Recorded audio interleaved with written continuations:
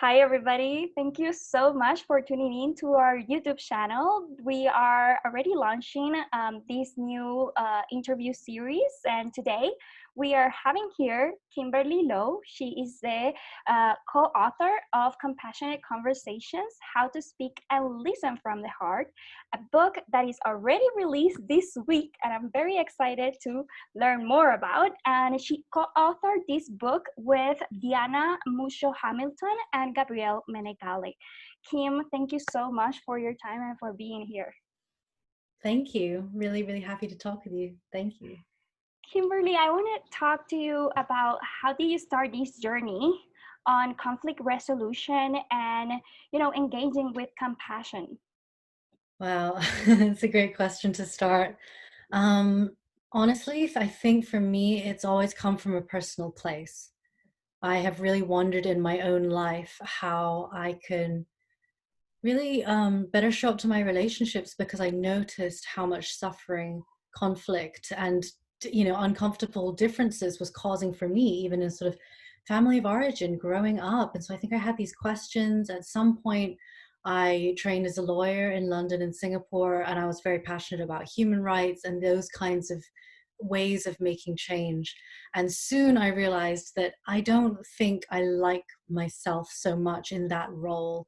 Advocacy and education and legal evolution is very important. And yet I felt like this is not quite right for me.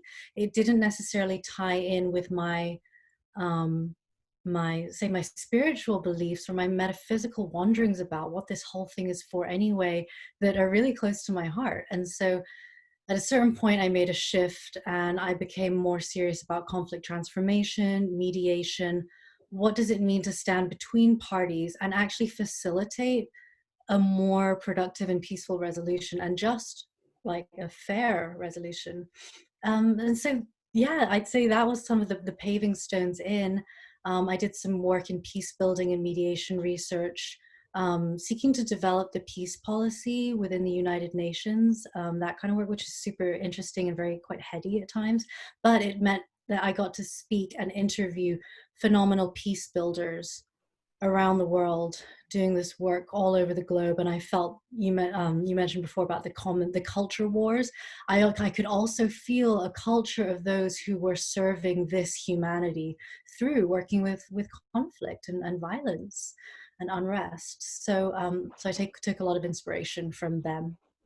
This is so interesting because in a time when we are talking about like international relations and peace building efforts all around the world, one would think that is very logical. It's very rational, like the way that we approach to conflict resolution. And, you know, in a way, not all of the conflict resolution techniques include the heart. And how do you engage with that, knowing that maybe we need to feel more and talk less, maybe. Yeah, that is such a great inclusion, and I'm really glad that you bring that in right at the beginning, including this vehicle of our bodies, our hearts. This is, yeah, it can't just be a mental, cognitive, analytic thing where we just weigh it up until we find the right answer. There's tremendous wisdom in our bodies that can guide us in relationship so that together we can become something more. And it does call on, virtues like compassion and mercy and humility, and so I think opening my heart to all of that has certainly been a big part of my personal journey and my healing journey in my life, like including the heart. There are things which are very painful, for each of us. And I've come to realize that working with people where I'm inviting them into the space of like, who else can we become when we bring our full faculty online? Yes, using our mind, of course, like we have that at our for our use, but also, yeah, including more of the heart. And what does it mean to seek a connection that goes beyond what our rational mind might think is possible? So big yes to heart. That's so amazing. And with this book, something that I was reading was that you develop a framework in the team with Zen Buddhism and integral theory. Can you explain a bit like what are those and what led you to combine both approaches? For sure. Yes, those are two huge influences in the book, and one of the reasons why I think it's offering something quite unique, because I mean, there's many things that I could try and say about Zen and Integral, but maybe about this meeting point with the book. I think what we're seeking to do is give the readers an experience of greater freedom, so that when they're in difficult moments, things that are challenging them and, you know, pushing us into, well, I just want this, or safety, or, you know, kind of the antagonistic combative mode, instead in that moment to recognize that some of the limitations or the conditionings that we're putting on that bringing into the moment don't necessarily need to be there, when we can begin to flex and flow, learn to take up other perspectives, learn to see things from a different way, so that we can tap the, you know, there's a lot of wisdom and intelligence in conflict, and we have to learn to like be willing to go there, I think, is a simple way of putting it. So we think Zen specifically, mindfulness meditation practice, puts us in touch with reality as it is. We clear away the distortions, the stories, the preferences, you know, we work with our biases, our conditioning, so as to seek a view that is not clouded. It's actually clear. Reality is informing us. We can become clear vessels, we might say. So that's kind of the Zen inspiration. And maybe just a word about Integral. Diane, our co-author, she used to work at the Integral Institute with Ken Wilber, and so she has a very close relationship with him, and he's one of her main teachers. So a lot of the ways that I've been introduced into the work is through her condensing of the messages when it comes to, say, conflict and facilitation and leadership and coaching and just interpersonal relationships. And so it gives people a framework through which to organize some of our thoughts. At least that's what it's offered me. For example, the idea that we have an egocentric self. When we come into the world, we're, you know, just coming to know who we are as 3-year-old, 5-year-old, just like tactile beings. You know, we're just developing our sense of self. And then at a certain point, we can begin to extend that outwards, maybe circles of friends, caring about what they think becomes more, well, actually doing this with the family, merging with the family, finding, and we could say the family, the tribe, the community, the high school, you know, cool kids, the football team. That's an ethnocentric way of relating. Beyond that, we can go to a world-centric, where we actually start to take in a greater whole. The United Nations begins to form. People are able to stand up for environmental rights, for, you know, rights for the earth in and of itself, independent of human beings. That's a very world-centric perspective. And then beyond that, we can actually go to a cosmic-centric perspective, where we're able to view all of this, include it, feeling compassion for the shadow and the grief of what it is to be an ethnocentrism, and find yourself in a intergroup war, you know, where tribe is against tribe. Like, this does still happen, it plays out. And you can hold compassion from the cosmic centric self that acknowledges that all of this human life, our very existence here, is kind of a phenomenal miracle in and of itself, and it does not discount from the fact that it is devastating at times. And, you know, and we are imperfect beings here on this imperfect and beautiful and stunning planet. And so integral theory for me has allowed me to understand maybe why we're crossing wires at certain levels. Like, you can't, from a world-centric perspective, demand that everyone else meet you there.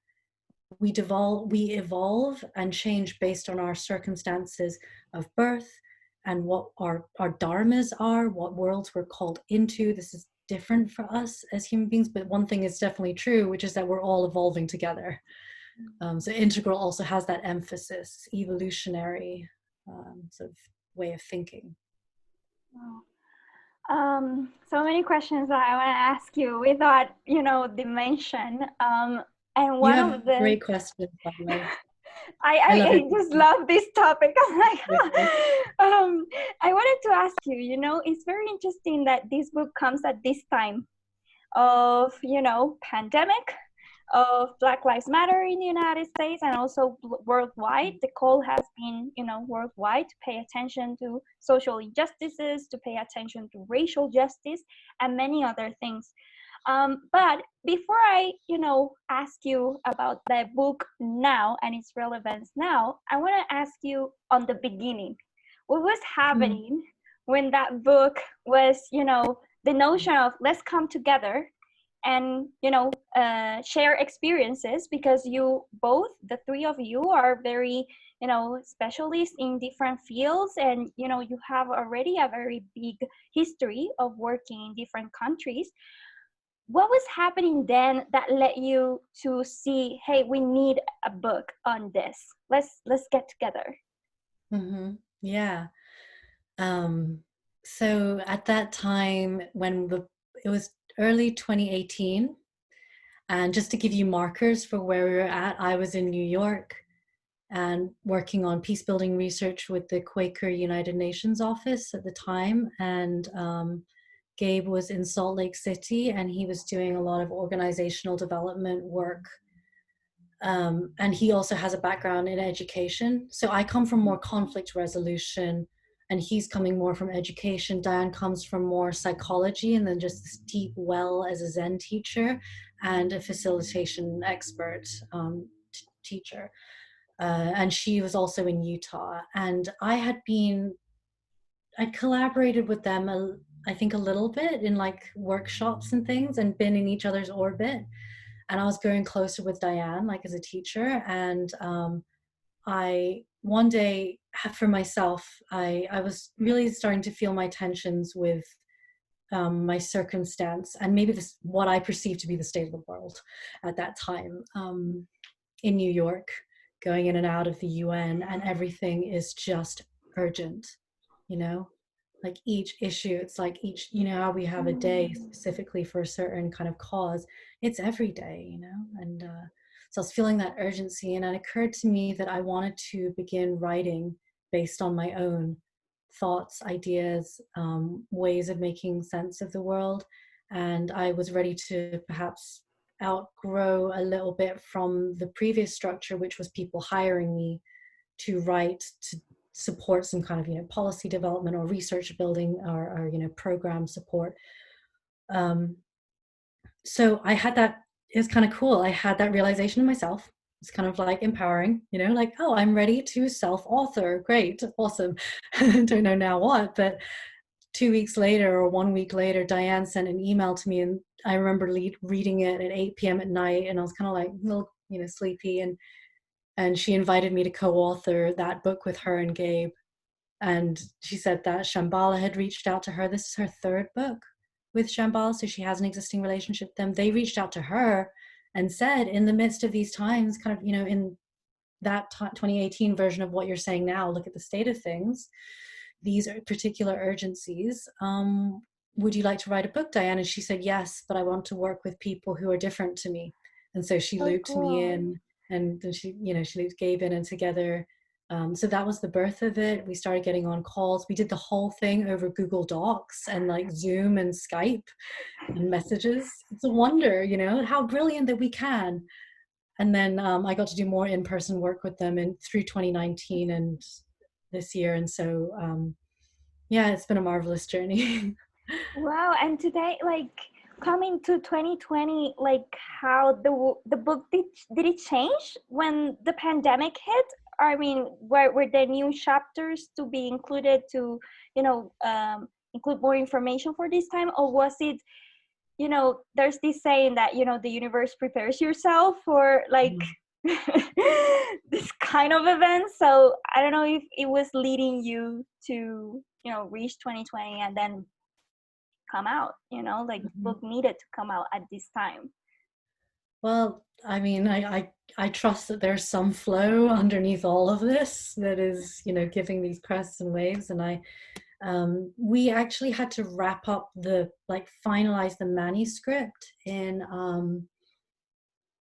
May 2019. So actually this time last year. So in a way, it feels to me, I feel my vulnerability in releasing it to the world, because it isn't actually a tailored response necessarily for these times this year, with the scrutiny around the issues that you mentioned, with our experience of the pandemic, and with our experience of this the tensions and the violence, you know, and the incredible like inequity of our society still along racial and identity lines. Like the poignancy of 2018, sometimes to me, it's like, it's so vivid because it is the now.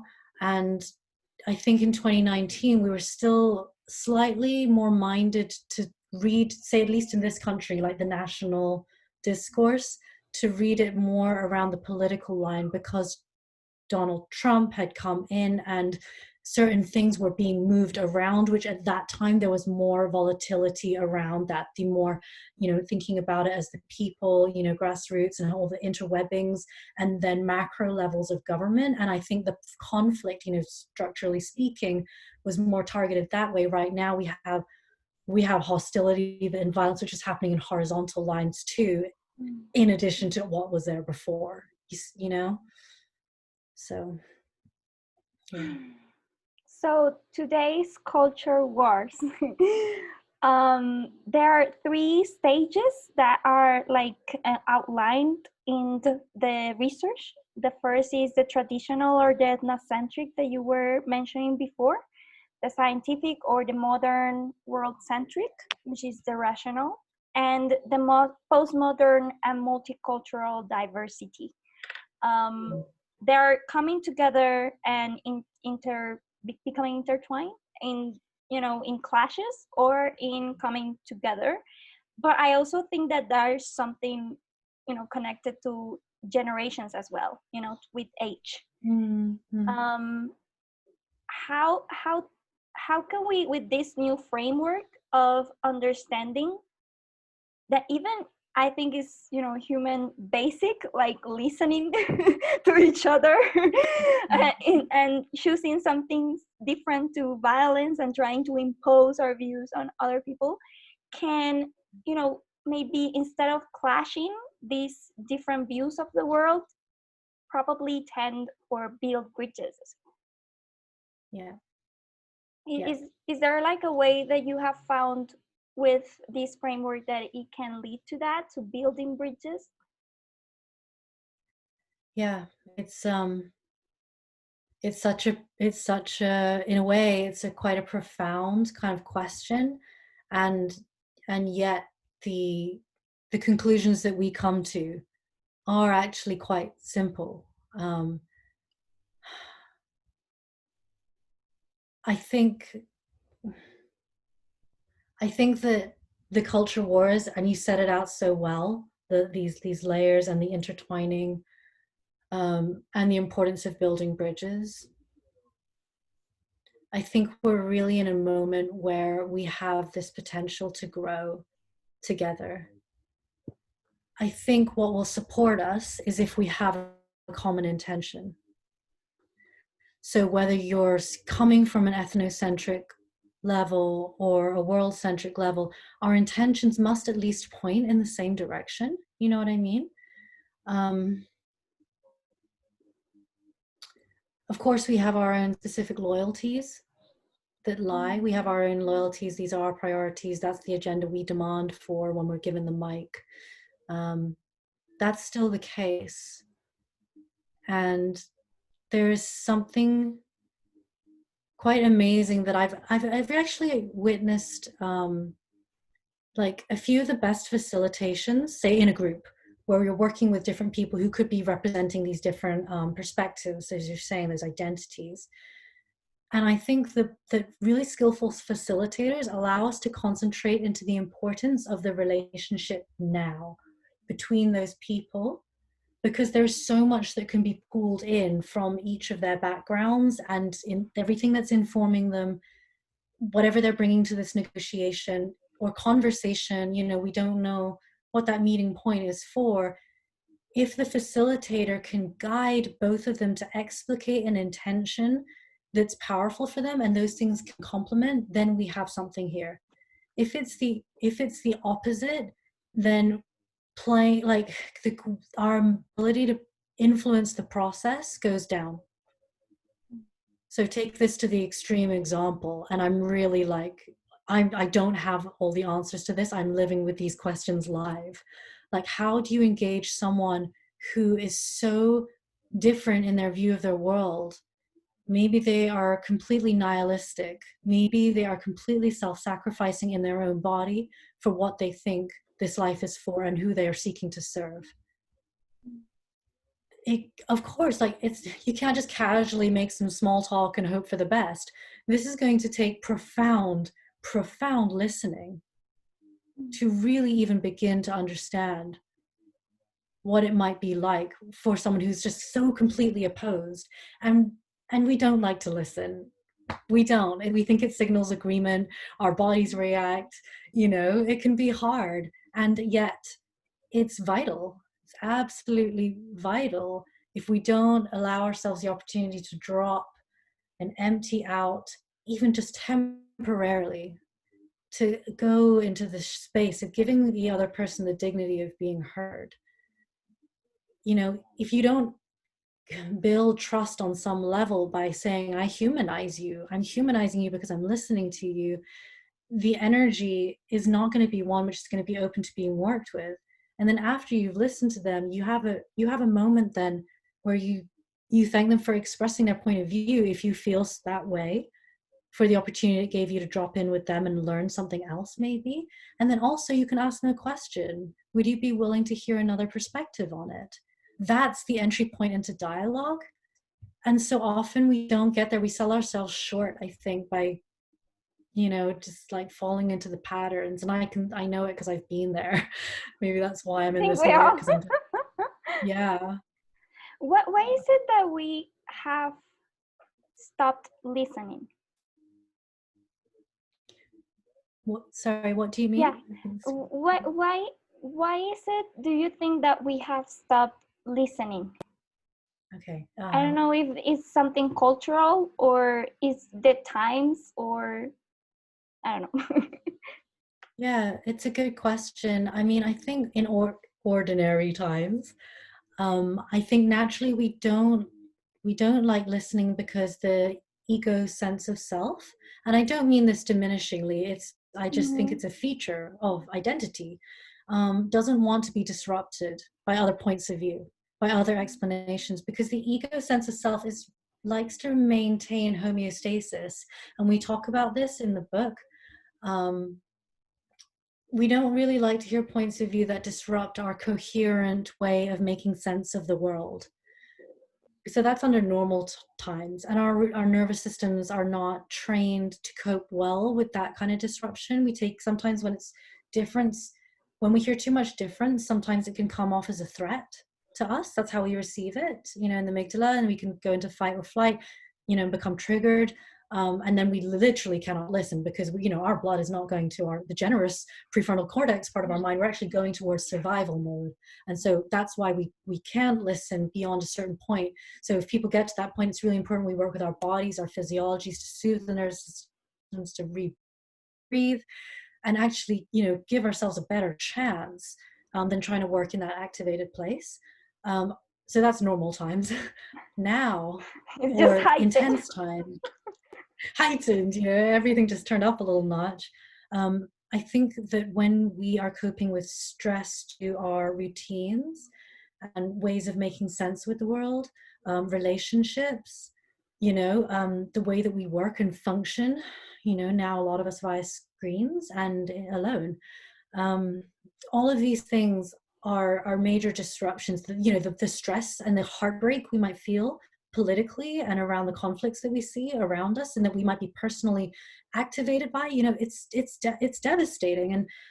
And so we're under stress. And when we are under stress, we have kind of two options, if you will. When the system is shaken up, we can either transform, we can break free of those things that have previously held us back and find a new way to adapt to the new reality. And these are what we would, these are healthy species that can adapt. Or we regress. We go back, we dig our heels in, we say, no, the old way worked, let's just do that harder.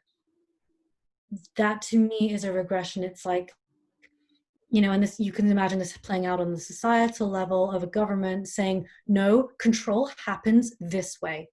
and there's like a rigidity to it. And that could be, I mean, some leadership is strong, but some of that leadership is also just regression, like, because the people don't know what better to do. So we have an opportunity to transform. And so I think when we don't listen, let's take this practice, like, let's inspire ourselves to transform in the moment, prepare ourselves well. The more embodiment practices we can do, learn to listen to ourselves, learn to listen to the negative self-talk or the repetitive self-talk that we will often have in our minds, learn to show ourselves compassion there. That's a great starting point. I'm a big fan of meditation, yoga, dance, swimming, things that get me into a flow state, wrestling with dogs, like whatever it is, just like, that's really healthy for us. That's really good for us. And that'll help our nervous systems in future learn to metabolize back to center points when we can breathe well in those moments and remind our bodies of a freer feeling. Yeah. You said something that really like made me think about like the whole world conflicts and also interpersonal conflicts. You said that our intentions, if we point them into one direction, we can move, for any progress, create any progress, which, it reminds me the first time that I took like a nonviolence training, nonviolence communication training. They ask us, for like have a conflict, like bring a problem into the table, something that happened, a scenario, and then ask yourself, what was the need that you were facing back there that wasn't met? And what was the need of the other person that you were not meeting? And why was the conflict escalating, And it made me understand that I didn't know what was my need back then. Like, I don't know if it's because, in Western cultures, we are not taught emotional intelligence, or like we are not, educated to understand what is it that we need and what is it that we feel that we externalize in a defense mode or in an attack mode to other people whenever we hear something that doesn't ring true, but we don't know why. It's just, we we we go to violence, instead of listening, or instead of discerning if that was an offense or not. And that led me also to think about the huge intention of other conflicts, in worldwide. We have big conflicts between nations and between groups, and if two people are not understanding or are not how is it, conscious of their needs, I don't know if groups could be extremely conscious of what their needs are, to sit on a table, on a discussion table with the other part that they have a conflict with, and work it through. So is it something that we maybe and is there an invitation to maybe learn something and to avoid these kind of wars scenarios? Yeah. Well, when you're describing that, it's like bringing different things to mind, and one of them is on shadow. And the idea that if there's something in our unconscious which we are not conscious of, it's going to be played out in shadow. It will find a way of expressing itself in our lives. That's true on the individual and the collective level. Michael Mead, if you know his work, he's done I can share something with you sometime, where he talks about the shadow that's playing out in the collective, and how you're right to link the idea of it's consciousness that we want of who we are and how we're expressing ourselves, and how we're engaging sort of in the personal realm. And so I think that a big piece is around awareness, training our consciousness, inviting our consciousness into more expansive domains so that we can include more.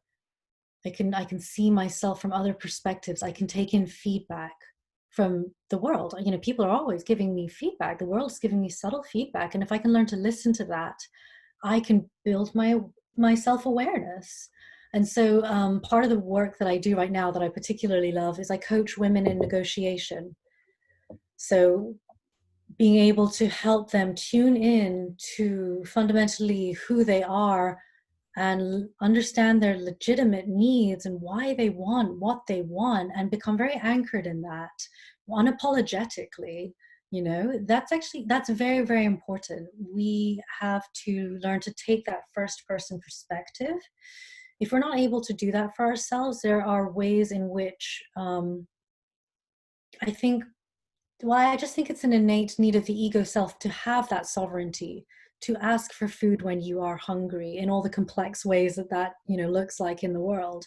In romantic relationships and domestic personal relationships, learning to ask for our emotional needs to be met, is a huge domain in which we can practice voicing, owning, being unashamed about what our needs are, and then asking the other person to co-create a solution with you. Because nonviolent communication, right? Well, our needs are valid, and we all have them. We're human beings. And I don't know if that answers your question at Yeah, all, but it yeah. felt like, owning our needs is important. Yeah, I And doing think, the shadow work so that we can find out what's on the other side, what we're not seeing. Just wanted to add that. how can we, like, as a collective, work on the shadow collective? I mean, if, because some people are taking charge on their shadow self, but like as a collective, I didn't know that there was like a shadow of the collective. Is there a way that we can work together to work with the shadow? Or Good question. I imagine that there would be, yes. And in some ways there might be moments where the group needs to individuate, because there might be different, because the collective shadow is going to be no more than a collective of just humans like doing their thing. So there's some of those pieces where maybe there's a significant overlap. We notice that people who live and have these kinds of social conditions, maybe what's in shadow, or they enjoy a certain kind of privilege, maybe what's in shadow for them is the truth that what we might think of as unfair labor, not well recompensed labor, is actually propping up that way of being. And what might be in shadow for them is maybe they don't want to feel guilt, so they're like, oh no, they're fine, but this is better than what they had back there anyway. Whatever narrative they've, I'm completely hypothesizing here, that just something that was in shadow, it's like you could assume that quite a lot of people might tend to have that response, because we also probably enculturate it. Certain kind of jokes are a great one for tapping into the collective psyche. Like, what is that thing that's not being said? And maybe collective shadow work would look like a process of unpacking together, exploring it, coming into relationship with it. There's a resource I'd be very happy to share with you, that where Diane is guiding a shadow process, which we just recorded on last Friday, and it's excellent. You can journal alongside it, so that if anyone listening to this wants to have an experience of like, well, what is it like to look at my own shadow, that would be a great way to just open into it for an hour. well, that would be amazing if you could share us with that, like that link. And I know that you have upcoming events, the essentials and a workshop. Can you tell us a bit more? Yeah, totally. Thanks for mentioning about that, because those kind of things sometimes I'll forget when I'm, on the call. So the free call is like, welcome everybody. We just want to share some of the main messages about our book and the ethos that we're coming from, just to invite you into our world. What do we mean when we talk about compassion conversations? What would the essentials be? What would you really want to know if you just had that little block of time to come and spend that with us? The Biases, Power and Shadow workshop, I suppose you might think of as is part of our response to this current time. We're working a lot, with power and injustice, discrimination, and these things are bigger than us. So how our culture adapts to interact with that and reshape it and change it, and let something else be reborn from what we're learning about everything and feeling about everything. It's like, our ability to do that, we have just such an awareness that, like, it's in the fronts of people's minds. Like, how do we work with power in the room, even for say you and I having a conversation with one other person? How does our experience of power shift what we can say and can't say? one thing just to say briefly is that when we name it, when we become conscious of, to your theme earlier of becoming conscious of it, when we name it in the room, it helps to take some of the sting and the weight out of it. And then we can find ways to actually use it for benefit, even at times, you know, by working consciously with power and helping people who hold positions of power be conscious about how they are doing that. So yeah, that's the workshop, and that'll be a 3-hour workshop, and all people who register for the free call can have a discount on the workshop. And I explicitly invite anyone who wants to attend for whom cost might be a barrier to please reach out to any one of us. And you know, it's more important to us that people attend and get to feel like if they want to have this conversation, here's a place. Can I just mention one more thing actually that we've got coming up? It's not I think we're still putting some finessing touches on it, but from September 12th to November 14, we're doing a 10-week online course where we're really going to look at the curriculum of compassionate conversations, deeper dives into essential skills like, you know, the listening, the talking straight, definitely some of the things that I've mentioned in this call, like working with power, working with biases and shadow and social privilege. We definitely also oriented, there's a chapter there on the heart and resilience, and the fact that we're in it together. So we take that 10-week course as like, for those people who want to come on the full journey. Yeah. That's so amazing. We are gonna have the links listed below the video. So anybody can check also Kimberly's Facebook page and all the information back there. I want to finish off with 2 last questions. The first one is regarding what you were saying about like seeing the conflicts in different levels, you know, like the personal, the ethno, the community, the nation, and the world, and the cosmovision. It's very interesting because I'm gonna play here like a bit of, you know, astrology, that we are like changing eras between Pisces era to Aquarius era. So people are saying, experts on astrology are saying that changing from eras means that also the way that people relate to one another will change. And we are seeing it now also with, you know, all the rising tensions in the United States and worldwide, in terms of before conflicts were between states and between nations, and to, you know, impose certain ideologies, certain religions, certain ways of governance. And in this new era, in the beginning of this new era, the conflict will be between people, you know, like just, you know, and we are seeing it on the internet, how people are like shredding each other and canceling each other out, and, you know, having these weird tactics, and, you know, between person to person, just because of if people have a different opinion, you know, they're like what you were saying before, they're not ingrained to listen, but rather to defend or to protect their views and try in a way to impose that view to the other or cancel the other if it doesn't match.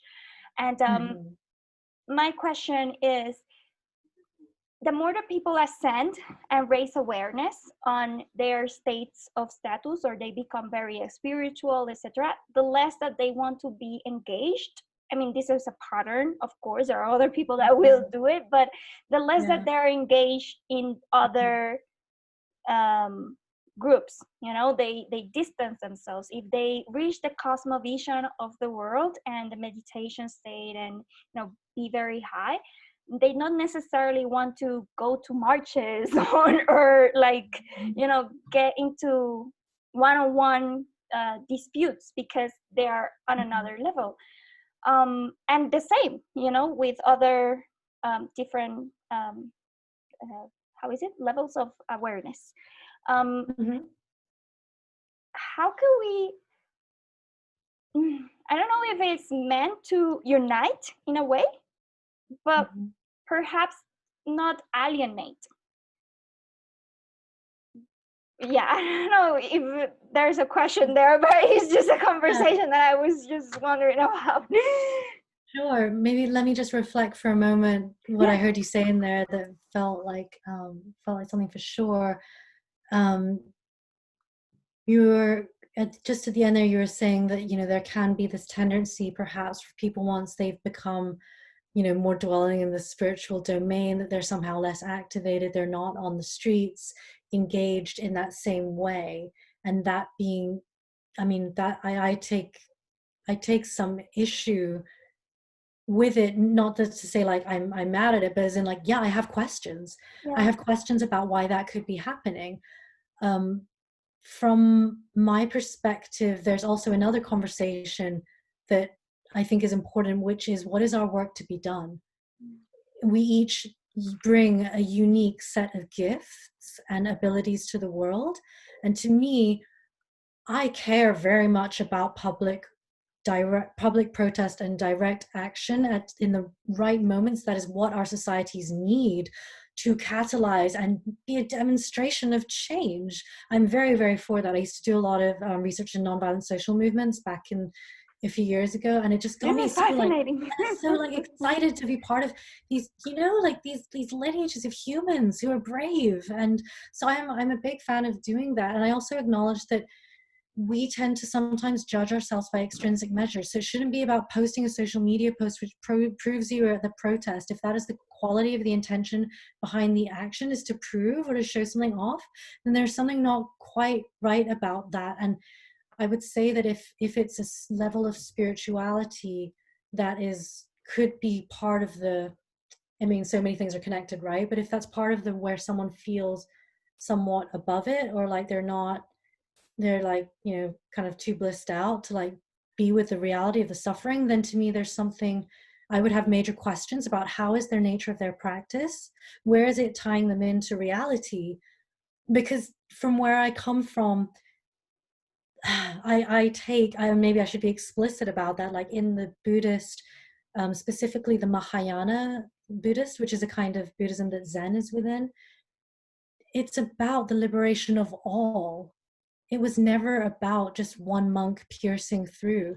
It was always for the merit of all beings, you know, all sentient beings, all our relations. So that there's the ideas of the bodhisattva who will hold off from enlightenment so that she can reach down the mountain, extending an arm and helping whoever's there up to meet her, so that people can, so that all beings can cross the threshold together.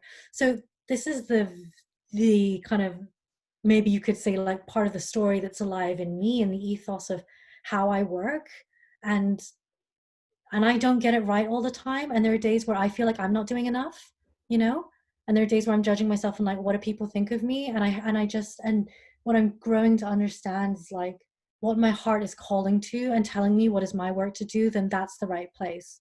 Like, it's okay that, you know, some people are writing books and some people are caring for people in nursing homes, and other people are out on the streets, and some people are hand making, you know, protection for protesters to help them. And, you know, and some people are talking to their local post office human and just trying to gain some mutual dialogue. And some people are navigating like power at the highest levels and representing the voices of so many.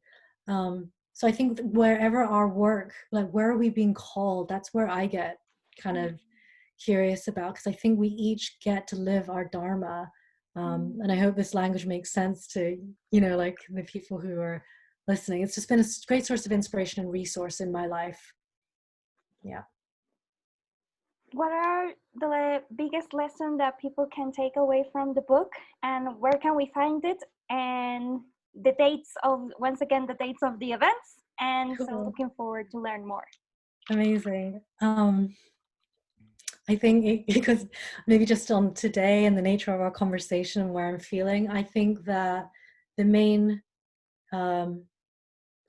message ethos that I would love for people to know about this book is that we are in this together, you know, that we can't leave anyone out. Like, our compassion has to include all. And that's really hard for us. And it's a great honor to be a human being alive in these times. So why not give it a try? So that's the book. And yeah, upcoming, where can people find me? So my website is www.kimberlyloh.com. I'm available. You can reach out to me there through contact box.